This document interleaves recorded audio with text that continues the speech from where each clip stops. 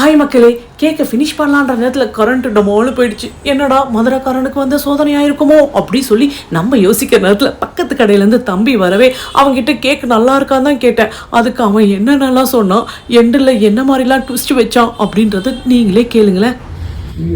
அதான் இந்த கரண்ட் போனாலும் நம்ம எப்படி ஒர்க்ல சின்சியரா இருக்கும் அப்படின்றது. அதையும் கீழே குனிஞ்சிட்டு இருக்காரு, வெக்கப்படுறாரு.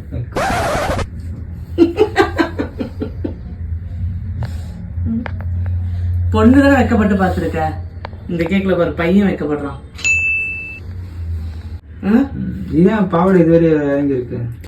ஆமா, ஸ்கர்ட் இப்படி பிடிச்சிருந்தா வரணும் பொண்ணு, கல்யாண பொண்ணு. பின்னாடி யாரும் 2 பேரும் பிடிச்சிட்டு வந்துருக்கலாம்.